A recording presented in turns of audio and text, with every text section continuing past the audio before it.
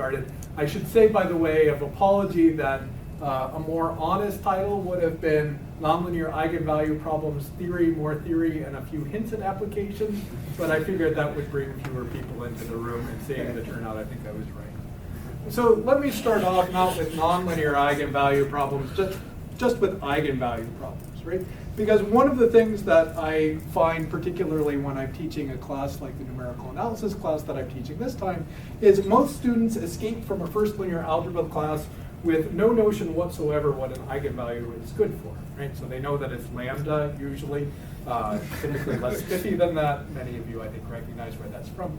But you know, I think of eigenvalues as being this central thing in a lot of applied mathematics, both because you can solve polynomials by converting them into eigenvalue problems, and in fact, if you call the roots function in MATLAB, that's what's going on behind the scenes.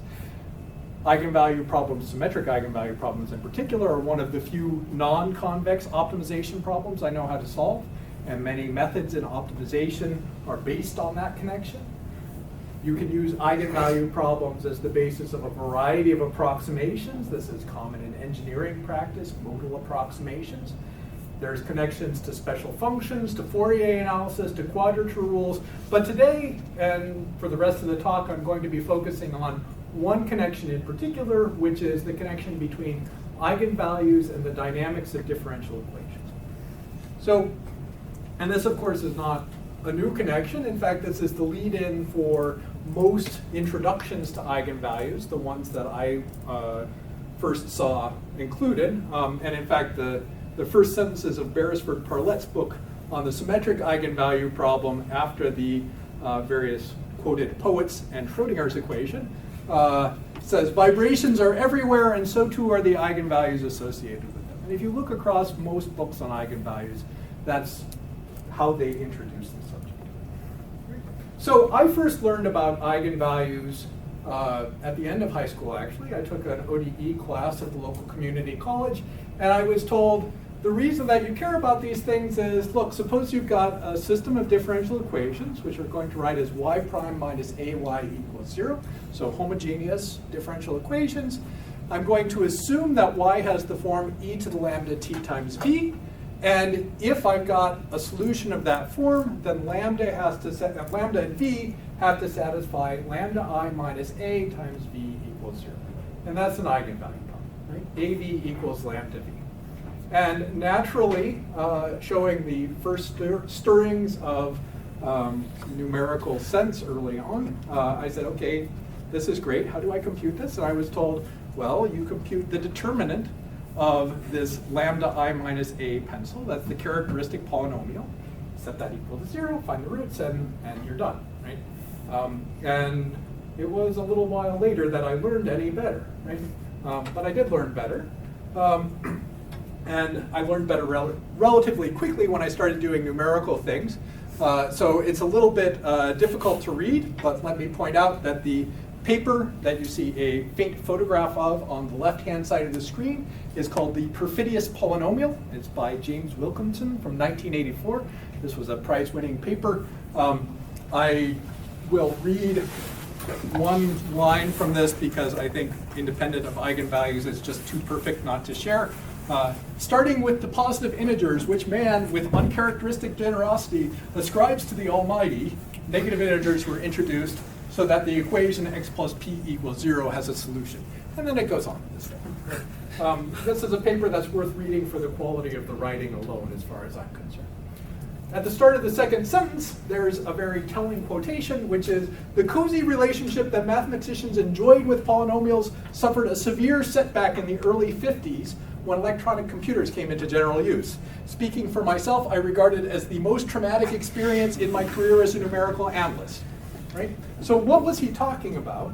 The point is that if you think about an eigenvalue problem as an eigenvalue problem, or if you think about an eigenvalue problem as the roots of a polynomial, those appear to be equivalent problems if you think about it purely symbolically and in exact arithmetic. But as soon as you start expressing the coefficients, expressing the data in rounded form on the computer, there's a huge difference. The roots of a polynomial tend to be very sensitive functions of the coefficients of that polynomial. whereas the solutions of an eigenvalue problem are not necessarily. And this is going to be a running theme throughout our discussion. You have two sides of the coin. You have a large, very linear, nice system that you can think of as having too many parameters, but it gives you a nice linear eigenvalue problem. At the other extreme, you have something that's a highly nonlinear function, perhaps just a scalar function, right? But it may be much more sensitive to compute with. And we'd like to find some natural middle ground, and that's where many of the nonlinear eigenvalue problems I'll talk about will lie. So if we think about this special solution derivation of the eigenvalue problem in the first place, we can start to see why nonlinear eigenvalue problems might be interesting as soon as you go beyond first-order systems of differential equations. Right? So if I plug in y equals e to the lambda tv into y prime minus ay equals 0, I get a linear eigenvalue problem. But as soon as I go to a second-order differential equation, a mechanical system with some damping, I get a quadratic eigenvalue problem. Right? Lambda squared I plus lambda b plus k times v equals 0. If I go a little bit more exotic and say perhaps there are some delays in my system, I'm going to go beyond polynomial eigenvalue problems or quadratic eigenvalue problems, and I start seeing something in which the dependence on lambda is not just polynomial, but you've got exponential functions, right? So transcendental functions depending on lambda, right? And more generally, you can talk about functional differential equations, and you've got some abstract operator applied to differentiation in time times y equals 0. And you plug in that ansatz, or you think about doing a Laplace transform, and you're going to get a nonlinear eigenvalue problem of the form t of lambda times v equals 0. Right? So t throughout this talk will represent some matrix-valued function of a single analytic or a single complex parameter. It's usually an analytic function. Right? So where do these come from? Higher ordered ordinary differential equations, dynamic element formulations if you're doing things numerically, delay differential equation models, boundary integral equations, radiation boundary conditions. All of these things lead naturally to nonlinear eigenvalue problems when you start thinking about the dynamics in terms of the transform system. And each of these has the property that you can think of the nonlinear eigenvalue problem with enough brain stretching as a linear eigenvalue problem. Right? So let's talk about the damped oscillatory mechanical system first. That's a quadratic eigenvalue problem, but we know from an introductory ODE course that we can add variables representing velocities in order to convert the second order system into a first order system. Exactly the same transformation applied to the eigenvalue problems, so introducing v equals lambda u rather than v equals y prime, lets us convert a quadratic eigenvalue problem into a linear eigenvalue problem in a higher dimensional space. The same type of conversion works for other polynomial eigenvalue problems than for rational eigenvalue problems with a little bit more work. It turns out that if you want to deal with things like delay differential equations, you can convert from a finite dimensional problem, in which you've got a nonlinear eigenvalue problem, into an infinite dimensional linear eigenvalue problem. And now you start to see where there's a trade-off, because infinite dimensional things are not always that nice to deal with numerically, right? Unless you're dealing with compact operators or something like that. Right?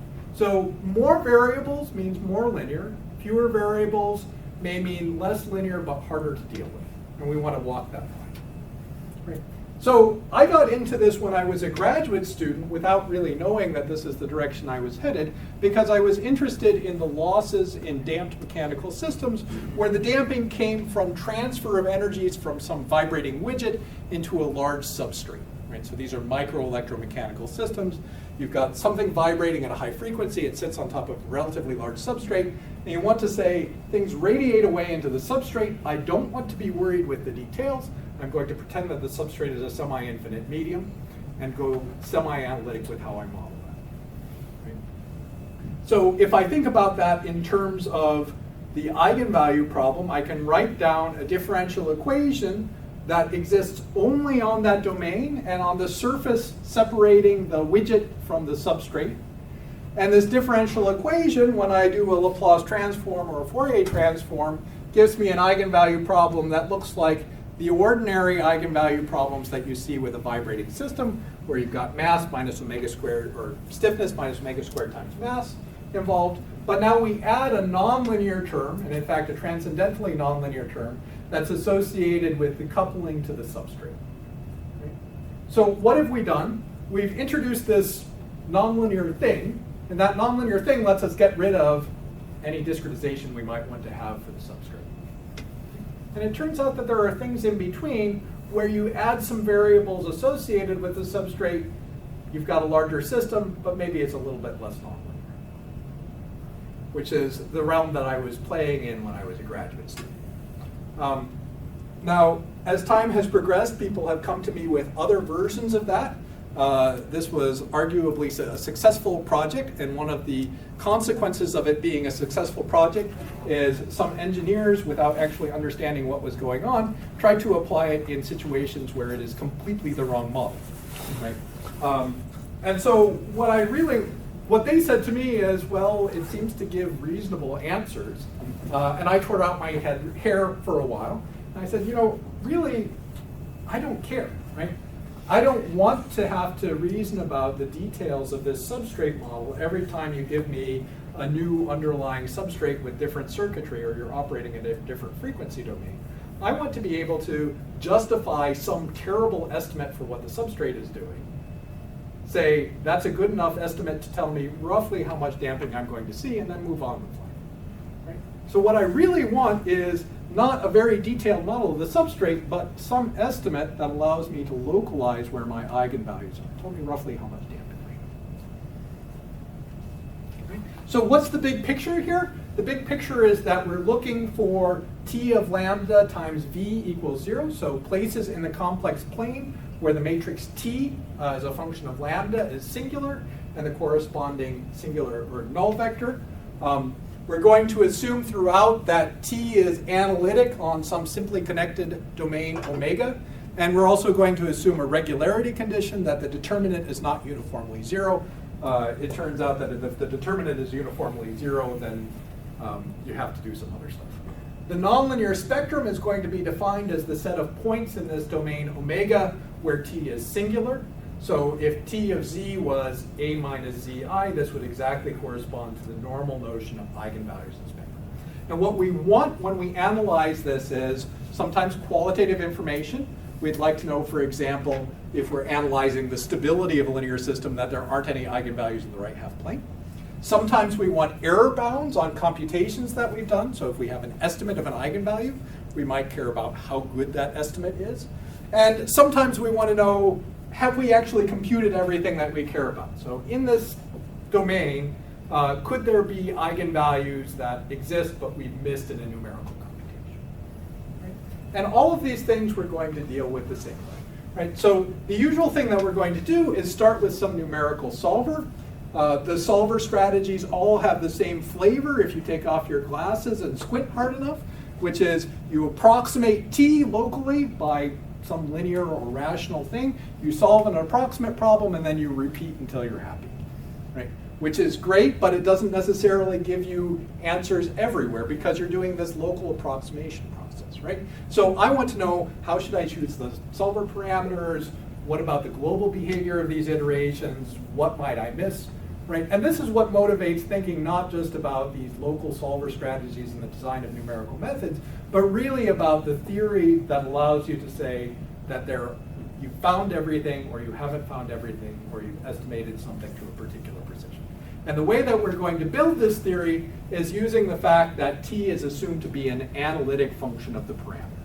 Right? So the goal is that we're going to use analyticity of T to compare different eigenvalue problems. Typically one will be something that's easy and one will be hard, or to count eigenvalues in some part of the complex plane, or both. Right? And the basic piece of analytic function theory that you need to remember in order to get started is Cauchy's argument principle. So if you compute the winding number, which is this logarithmic derivative integral, so 1 over 2 pi I integral f prime over f, that counts the number of zeros minus the number of poles inside of the contour gamma. Right? So if you rule out poles at the beginning, which I'm going to do, this just gives you the number of zeros. Okay? which is great because you can think of eigenvalues as being the determinants or the zeros of a determinant of this t function. Right? Again, not necessarily the way you want to compute, but a good way to reason. So the winding number calculation is the basis for one of the most fundamental theorems in complex analysis, which is Rouché's theorem, right? Which goes back to 1862. And Rouché's theorem says that if you have an analytic function f and another analytic function g, and the magnitude of g is less than f on some contour, then g and f have the same number, have the same winding number around that contour, right? So same number of poles minus zeros. How does the argument work? Well, the winding number is an integer, right? So if it changes at all when you move things around, it can only change by jumps. The only time it can change by jumps is when you've got a singular behavior on the contour. Right? So if you've got someplace on the contour where that integrand ceases to exist, okay, then all bets are off. Right? So if I look at where can f plus g be, or where can the magnitude of f plus g be? Can it go through 0? Well, if the magnitude of g is smaller than the magnitude of f, I can draw a g width tube around magnitude of f, and that never allows me to get to 0. Right? So I know that f plus g is always non-zero, right? And therefore, I'm not going to have a trouble computing this winding number. Right? So I can move from f to f plus g. The winding number remains the same. Therefore, the number of zeros inside of that contour remains the same. There's a much more recent version of this, although still before I was born, by Goldberg and Segal, that deals with the matrix case. Actually, Goldberg and Segal dealt with the more general operator case that I'll explain in the matrix case. So now we've got t and e instead of f and g, and they're going to be maps from omega into the n by n complex matrices. And instead of the winding number, I'm going to look at this trace of something that is analogous to the spectral projector. This is equivalent to taking the winding number of the determinant, if you like. And what Goldberg and Segal say is if the norm of t inverse e is less than 1 on the contour, then you've got the same set of eigenvalues for t and t plus e. And the way that you can think of this is exactly analogous to what I've set up above. So if norm of t inverse e is less than 1, then I can show that as I go from t to t plus e, moving continuously, so look at t plus se for s going from 0 to 1, I'm not going to pass through a singular matrix. Right? And therefore, the winding number is nicely continuously defined. Right? So this gives me a basic tool for comparing counts of eigenvalues inside of some contour for two different problems. Right? And now I'm going to take this hammer and pound for a while. Right? So let's talk about comparing nonlinear eigenvalue problems. So Goldberg and Segal is a start, but if you think about the argument that I just made, there's nothing really holy about this condition that t inverse e is less than 1. Any subtest of non-singularity of a matrix is going to give me an equivalent result. So if I can say, as I move from t to t plus e continuously, I've got a test that allows me to say I never pass through a singular matrix, then t and t plus e are going to have the same number of eigenvalues inside this contour matrix. Right? Because the winding number remains constant. Nothing different about this except that we've allowed ourselves the option of swapping one non-singularity test for another. And this actually gives us a lot of flexibility because there are many, many results for ordinary eigenvalue localization that, if you dig down deep enough, only rely on this type of comparison behavior. Right? So let's talk about one such example. So the pseudospectra of a matrix are sets where the resolvent, so A minus Zi, is close to singular. So you talk about the smallest singular value being less than epsilon, or the norm of the inverse being greater than epsilon inverse. The nonlinear pseudospectrum are going to be exactly analogous. We just replace A minus Zi with T of Z. Right? So we're looking at sets where T of Z is very close to singular, measured by T of Z inverse being greater than some epsilon inverse.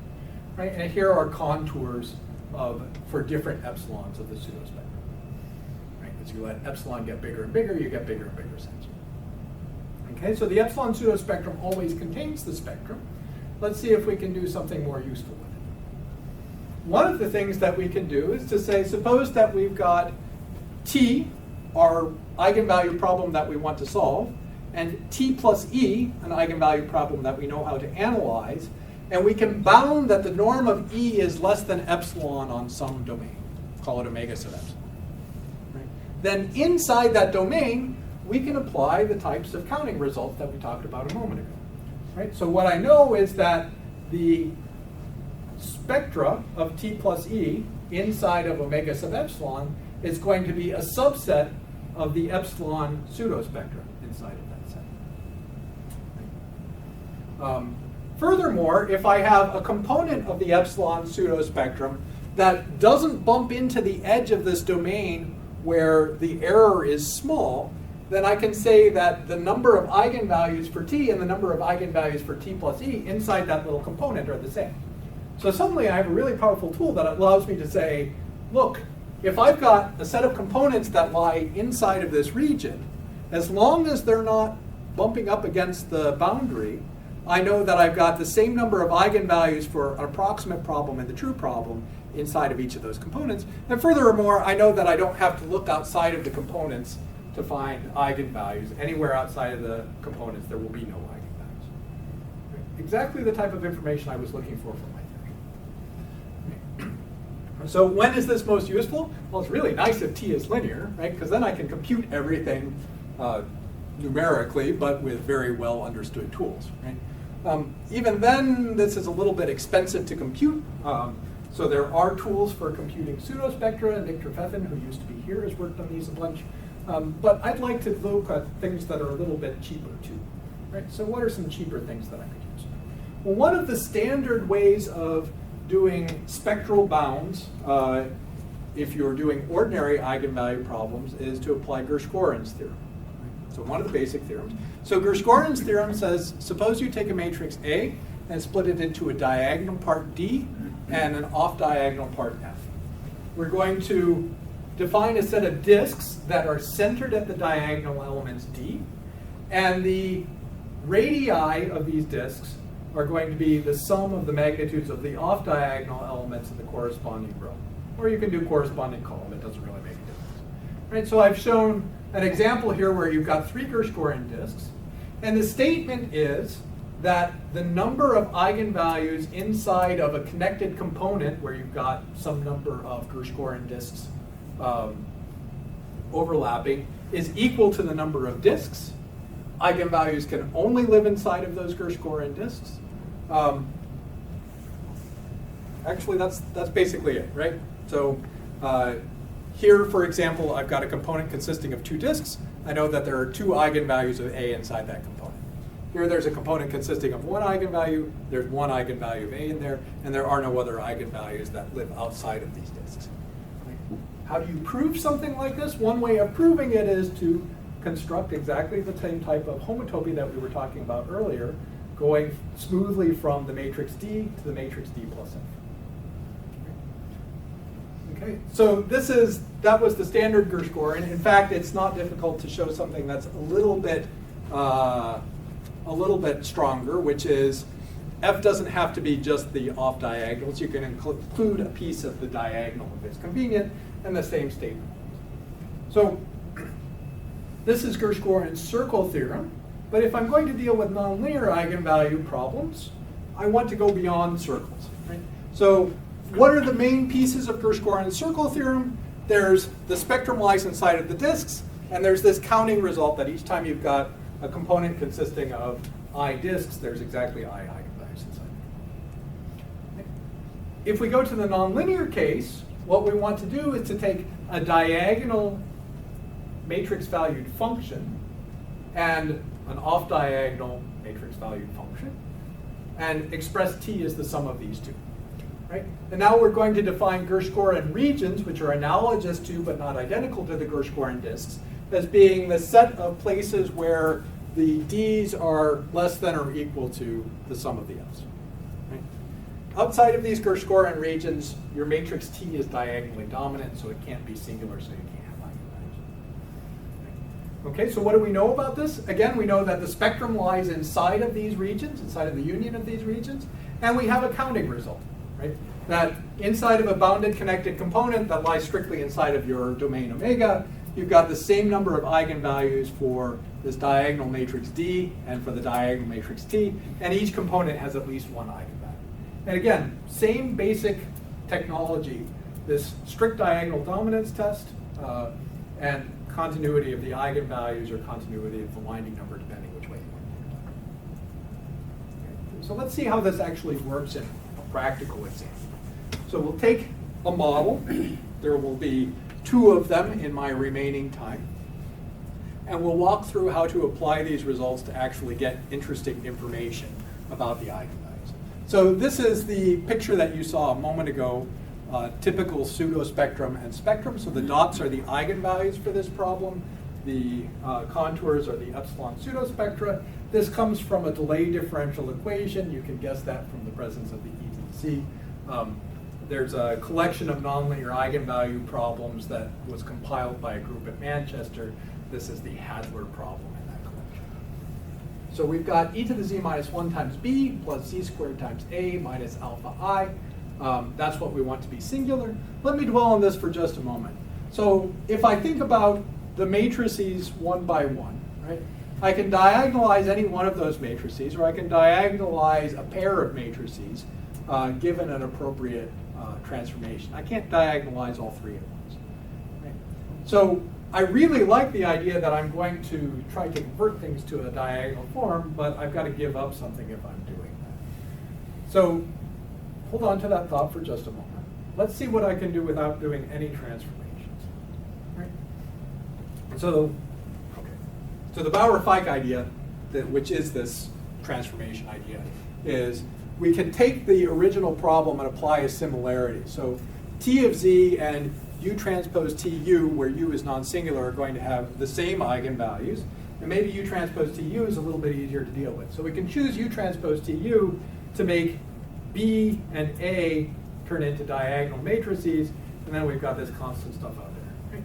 So this is one way of transforming the system that makes things potentially a little bit easier to reason about. Why is it a little bit easier to reason about? If I get away from the origin, this piece becomes relatively small, right?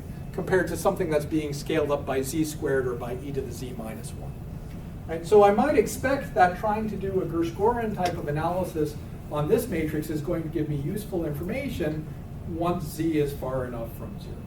And indeed, this is what happens. So if I draw the Gershgorin regions, what I find is you've got this sort of jellyfish shape in the middle, right, which is a little bit difficult to interpret. You can see you're already getting some useful information here. The stars are the eigenvalues of this diagonal problem, where we've discarded the constant term. The dots are the eigenvalues of the original problem. Inside of any of those contours, you've got the same number of stars and dots. You can see that outside of this dotted line, you've got actually rather small circles that contain exactly 1 dot and 1 star. And you can prove that those are isolated from each other, and you can use this to say that that diagonal problem gives you good estimates of the eigenvalues of the full problem once you're sufficiently far away from the origin. So if I'm trying to do some sort of analysis, there's an infinite number of eigenvalues here. I've just told you you only care really about analyzing further the ones that are inside of this circle, right? Which is a relatively modest number of eigenvalues. Okay, so how am I going to deal with the ones that are inside of that circle? Right, so again, I've got this problem, and I want to try to approximate the problem by something that's easy to analyze and is going to give me useful comparison information to my original problem. Right. So let's try a different trick. Instead of doing something that's based purely on Gershgorin's theorem and doing some transformation, we'll do some approximation. So we'll go from this transcendentally nonlinear eigenvalue problem that involves an exponential to a polynomial eigenvalue problem, which I know how to linearize, right, convert it to a higher dimensional linear eigenvalue problem. And I'm going to do that by approximating e to the z minus 1 by a polynomial approximant that gives me small errors in a region close to the origin.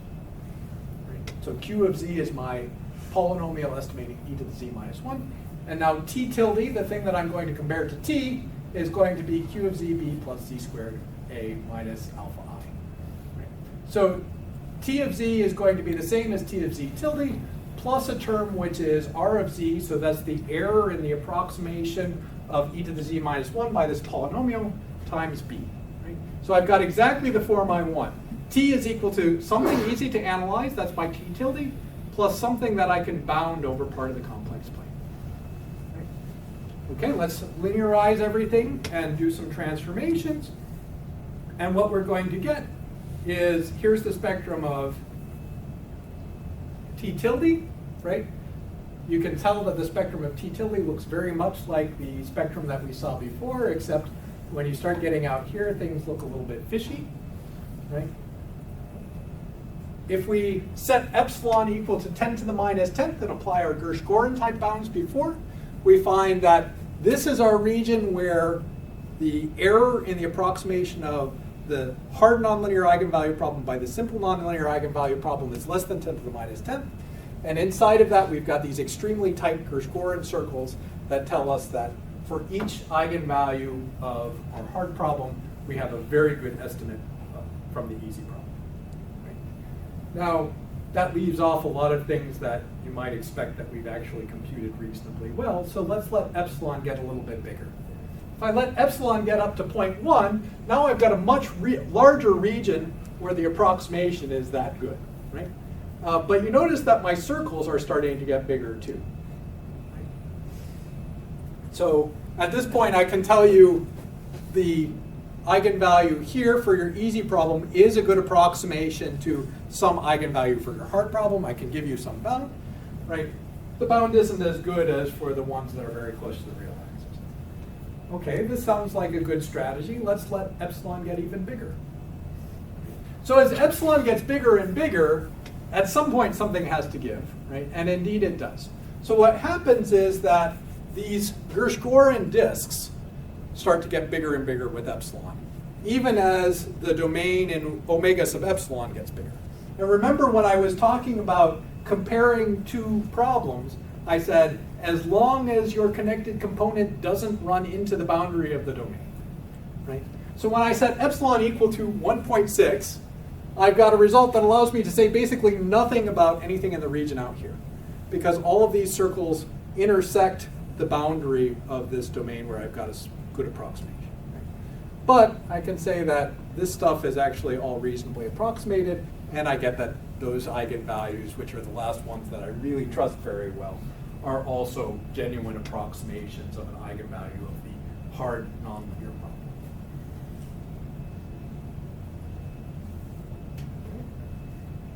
So let me use my last 15 or so minutes talking about another problem. It's going to have the same flavor. I'll set up the problem, and then I'll tell you a couple of different ways of analyzing it. So this is a problem of computing resonances. So a resonance is a particular flavor of nonlinear eigenvalue problem that comes up if you're looking at, say, long-lived quasi-stable states in quantum mechanics. So in terms of a differential equation, we're thinking of a differential equation where we've got the condition psi is equal to 0 at the origin, so a Dirichlet condition. We're going to shoot through a potential, so we've got a Schrodinger type of equation going from 0 out to b, and then at b we're going to impose a radiating boundary condition, which in the frequency domain says that the derivative is equal to I times root lambda times the value. So this is a Dirichlet to Neumann now. We can write this nonlinear eigenvalue problem as a 6x6 problem if we think about writing down a set of characteristic variables that tells you what's happening at the origin, what's happening at A, and what's happening at B. Right? We could also write down a larger problem in which we said we're going to keep the behavior of psi all along the interval from 0 to b, but I'm not going to do that here. So I have psi of 0 equals 0, so that's one equation. I have that there's some transfer operator that tells me how I get from 0 to A, mapping psi of 0 and psi prime of 0 to psi of A and psi prime of A. Another transfer operator that tells me how I get to from A to B, again mapping psi and psi prime at, this is supposed to be at A to psi and psi prime at B, and then I've got a radiating boundary condition at B, right? So my 6 unknowns are the value of psi and psi prime at 0, A, and B, And this gives me a system of 6 equations to try to find. Okay? So 6 nonlinear equations and 6 unknowns.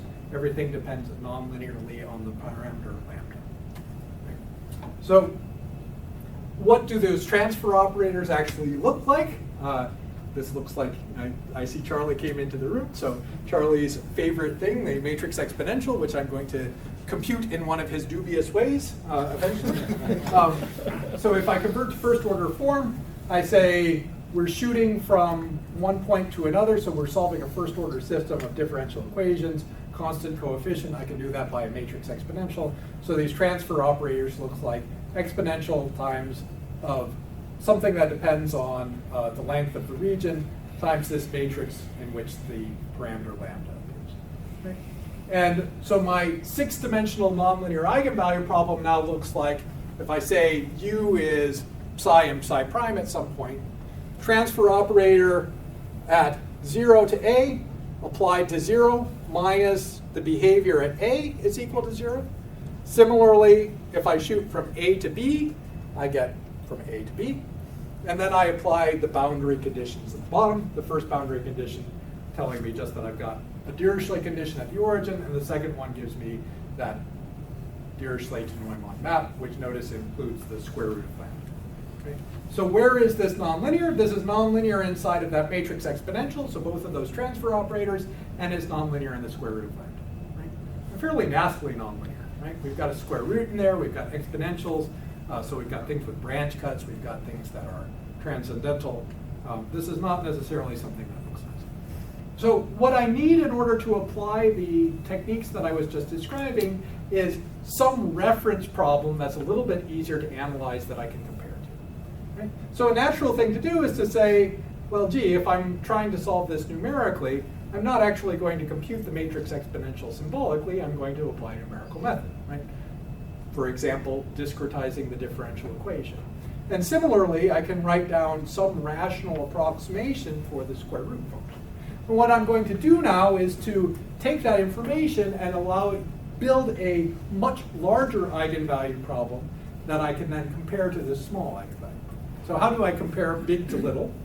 The trick is what's called a spectral Schur complement, which is a fancy way of saying you do Gaussian elimination, right? Okay, so suppose that I've got a block 2x2 equation. I've got a, b, c, d minus lambda I times uv equals 0. And I say, I want to get rid of v, right? So I want to go from this linear eigenvalue problem to a nonlinear eigenvalue problem on a smaller state space. One way of doing that is to do Gaussian elimination. You get rid of b, v, and you get a minus lambda I minus b, d minus lambda I inverse c. So something that is now rational in lambda times u is equal to 0. So by doing partial Gaussian elimination, we convert from a linear eigenvalue problem into a rational eigenvalue problem. Now this starts to look kind of promising because that means that if I've got an eigenvalue problem that looks like something that's a nice linear part plus something that I can approximate well by a rational function, maybe I can encode that rational approximation in a larger dimensional state space. And indeed, this is what we're going to do. So here's the picture of the non-zero structure of this larger dimensional matrix. Let's go through bit by bit what these colored pieces are. So the crosshatched piece, when we do Gaussian elimination to get rid of these variables, is going to fill in a matrix exponential up there. That crosshatched piece actually represents a spectral discretization of the differential equation. Right? So it's a numerical method for solving the differential equation. Similarly, this checkered piece or plaid piece, or I don't know what to call that pattern. The boxy piece, when you eliminate those interior degrees of freedom, you're going to get the transfer operator from A to B. This last piece is a little bit more interesting. This last piece is actually going to involve a diagonal matrix down here. It's a rational function which is called Zolotareff's rational approximation to the square root function. Zolotareff was a student of Chebyshev. Apart from this approximation, I believe the most interesting thing I know about him is he got run over by a train, which is completely irrelevant to the approximation or anything else in the talk, but it's fun to know. Did he survive? No. Okay, so now we've got a big system, which is a linear eigenvalue problem, so we know how to solve it, and a small system, which is a nonlinear eigenvalue problem, and we want to compare the two, right? Well, you can't just subtract one from the other. They're different sizes, right? On the other hand, one is a good approximation to a sure complement the other, right? So we can either think about taking the sure complement system and blowing it up and comparing that to a correspondingly blown up version of T, or we can say we're going to shrink everything down. Turns out that it's often easier to work with the expanded state space throughout. So either K minus Cm plus E or take a sure complement. And so what do we want to do with this type of analysis? Well, really what we would like to know is, can we find all of the resonances in some part of the complex plane and guarantee that we're not missing anything? Because I've got lots and lots of ways of computing resonances, and most of them have the property that they generate some spurious resonances once you get away from some region of validity, and you might miss some things as you get away from a region where things are known. So I'd like to say, in this region, I know that I've got everything, and I've got an error bound on everything that I have. Right? Okay, so what's our concrete plan? I'm going to set epsilon equal to 10 to the minus 8 throughout. T is going to be the shooting system that you saw earlier. T hat is the rational approximation that you get by taking a sure complement in the extended system.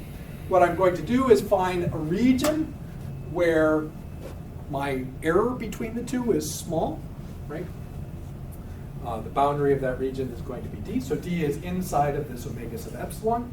And I want to make sure that that boundary doesn't intersect my epsilon pseudospectra, which I'm going to compute with. That means that I'm going to, inside of the epsilon pseudospectra components, have the same eigenvalue counts for my approximation T hat, my original problem T. And so I've got error bounds and counting results. And once I've got an approximation, then I'm willing to do some additional numerical work and do, say, Newton's method, and be pretty sure that I still know globally what's going on. Okay, so here's our picture. The contour is in blue. You basically can't see the difference between the Gershgorin regions and the truth. So these stars are both the true eigenvalues and the approximate eigenvalues, which are the same to visual resolution. What I want to point out, though, is that there are additional stars over here with circles around them, and these correspond to the type of spurious thing that you would like to rule out. It turns out that those stars with circles around them are associated with the poles that you see coming out of Zolotareff's approximation of the square root function. Okay? So the fact that square root has a branch cut and 0 is a branch point means that you're not going to be able to push this approximation all the way up to the origin, and that's the sign of it. So you'd like to be able to say, where around there does my approximation break down? Right? Are any of those stars with circles around them actually resonances? Well, you can zoom in and make pretty sure that they're not. Right? So here's the boundary of the good domain. Here's the closest genuine resonance. And here's where your branch point and your spurious poles start showing. Okay. So I have left enough time for questions, fortunately. If you're interested in reading more, as Alex mentioned at the very beginning, there's a SciAm review article on this that just came out. It's the same as a SciMax article that Amanda and I wrote a couple of years ago, but with a couple of pages of additional motivation and background on nonlinear eigenvalue problems at the beginning. And with that, I'll take questions.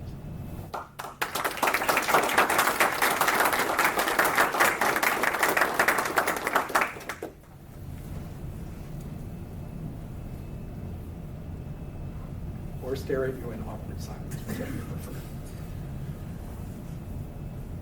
Okay, I'll throw one out there.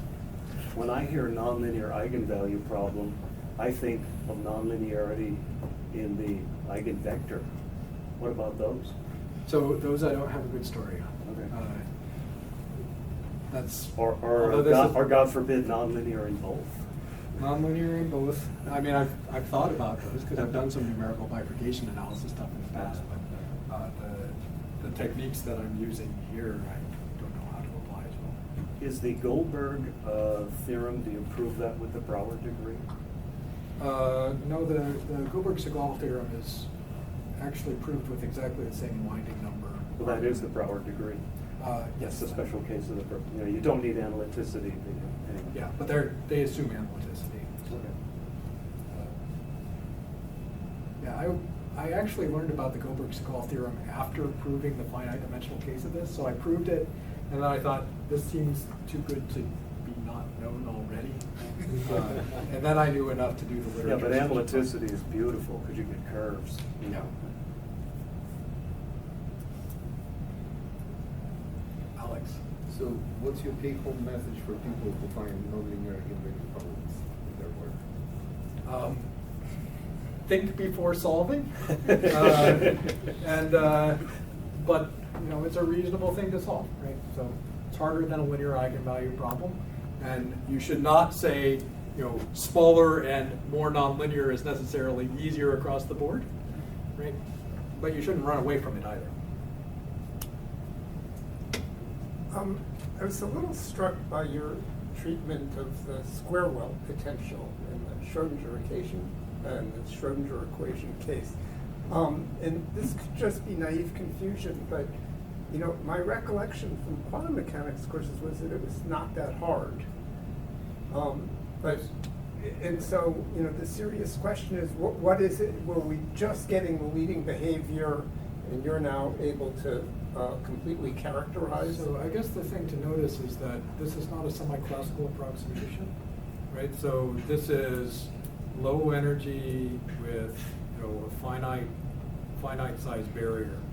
So yes, the leading order behavior in the semi-classical approximation where you've got a tall barrier, that's easy, right? But this actually is not that. And actually the same type of analysis goes beyond just square wells, right? You can apply this to more general resonance computations, but it doesn't make as good an example. Yeah. I step in here completely humbly and completely ignorant. But so the previous comment was actually about nonlinear problems and nonlinear eigenvector. And I'm just wondering in terms of areas of application, because in stratified fluid mechanics, you run into this equation called the Roy-Jacob-Long equation, which is this really scary looking thing that you have to formulate variation. And you come out with a nonlinear problem for like a 2D eigenvector, an eigenvalue in the space 3D element. You're trying to get the structure of a two-dimensional wave in its actual phase speed, which is it's a very strong solve time. It's not completely nonlinear. Have you ever dealt with any applications of these in like nonlinear wave theory at all? Does that ring a bell at all?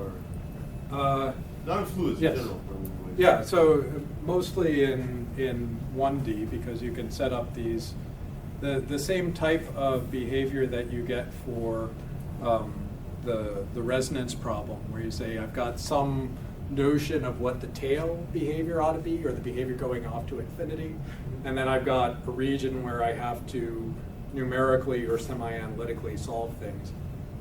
You can apply if you're analyzing the stability of some sort of soliton or traveling front. A lot of people do this in terms of what's called an Evans function, which is essentially a determinant-like construction. And the first time I learned about Evans functions, it started driving me nuts, and it has ever since, because I don't think you should compute with determinants in that way. And I really think actually that this type of nonlinear eigenvalue treatment, where you say, I've got a problem where I discretize on the region between two endpoints, and then I apply boundary condition that tells you what's going off at infinity, is the right way to analyze that. And indeed, you can build numerical methods on that, and this type of analysis would allow you to do localization and approximation. The reason I'm asking this, and again, I'm not getting a lot of background, is that for this problem we're faced with, you can only get the first eigenmode and the first eigenvalue. For some reason, I don't know why at all, you cannot get to the second or third eigenmode and corresponding eigenvalues, because it's the nature of the beast. Okay.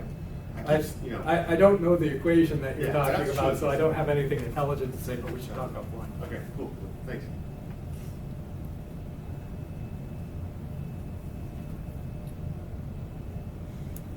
Perhaps we should thank the speaker again.